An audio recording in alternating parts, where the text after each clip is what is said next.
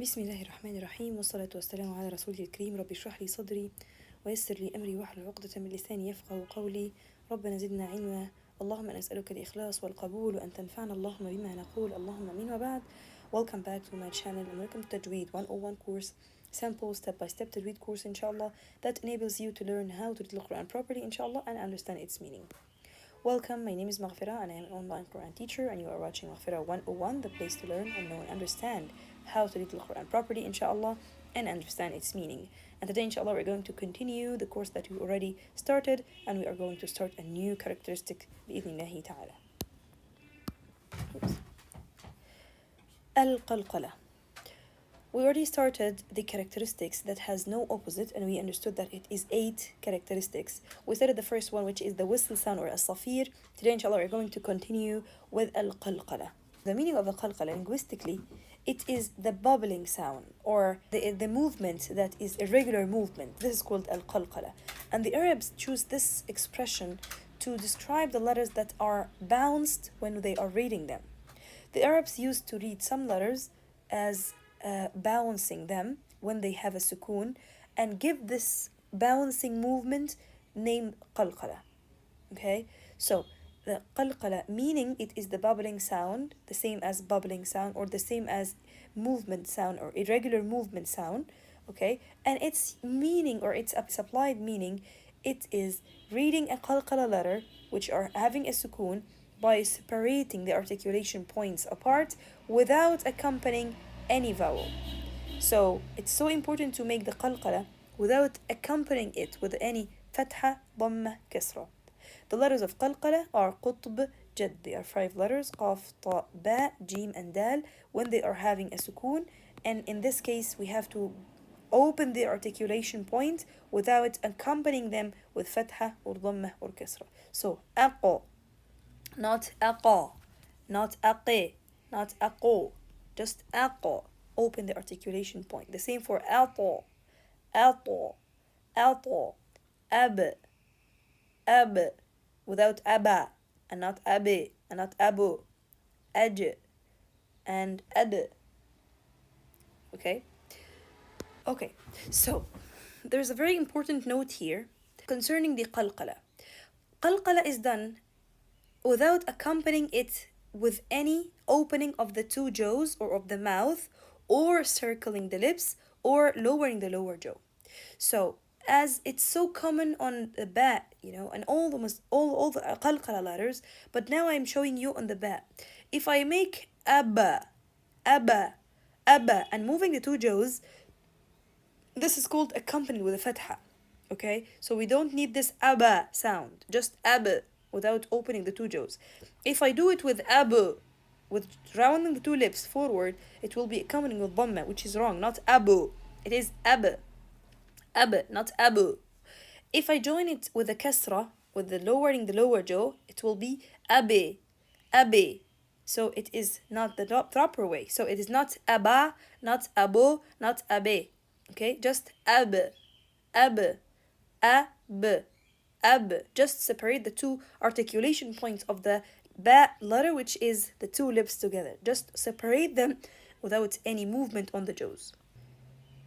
Okay, so let's understand now the difference between the qalqalah letters when they have, or the letters in general, that is qalqalah letter, sukoon, or voweled letter according to mouth or jaws movement. Let's see. The first one, the normal sukoon letters, which is not a qalqalah letter, exit by collision. Collision means that the 2 articulation points just touching each other, like an, al. Okay, just collision. And it is accompanied with nothing because there's no movement on the jaws, even dropping or open the 2 jaws. While the qalqalah letter, it starts by separation, or its exits, or it's articulated. We read it by separating the 2 articulation parts or the articulation points with accompanying it with nothing, no movement on the jaws. So ab, aj, ad, ab, aqa, like this. While the voweled letter, is the sound except by the separation. Separation means the two articulation points being apart. Okay? And if I have a fatha letter, there is a movement on the two jaws, or there's a movement on the mouth even. If it is dhamma, so the mouth is, the two lips is stretched forward. So the beginning of b sound is bu, bu. So the beginning, in order that the two jaws are touching each other, no real sound comes. But when we push it forward because of dhamma, the sound becomes boo with the dhamma. The same for mu, mu. The sound starts to be appearing after stretching the letter, even fatha or dhamma or kasra. Okay, and that's why the vowel letter start with separation. So the sounds start to be appear after the separation of the two articulation points, and it is accompanied with moving the two jaws. So b, b, me, ni, whatever the letter is. If the letter with a fatha, so it will be ba, ba, ta, la. All the letters are by separating the two jaws together.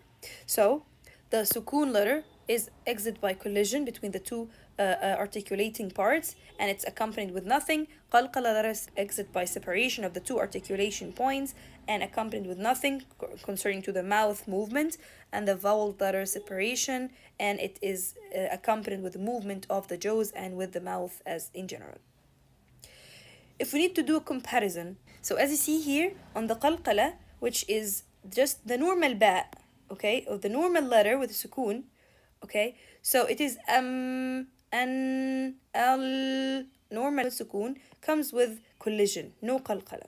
But for the qalqalah letters, because they are letters of shiddah, they have strength, so the sound should be cut, okay, and in this case it will be qalqalah.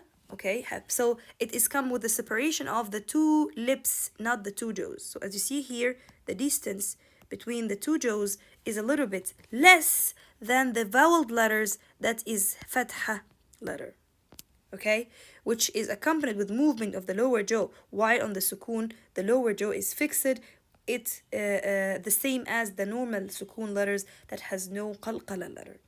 Okay, so again, if we need to compare between the letter that has a normal sukun and the qalqala letter, or the letters of qalqala when they have a sukun, and the voweled letter, we will find two things. Number one, concerning to the lips separation, we will find that on the sukun, the opening is less than the fatha, less than the separation of the lips on the fatha.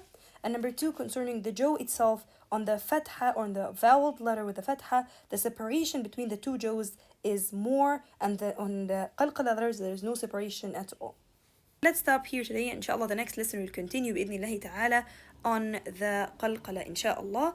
جزاكم الله خيرا for watching. Catch you the next lesson بإذن ta'ala. سبحانك اللهم ربنا وبحمدك أشهد أن لا إله إلا أنت أستغفرك وأتوب إليك. السلام عليكم ورحمة الله وبركاته.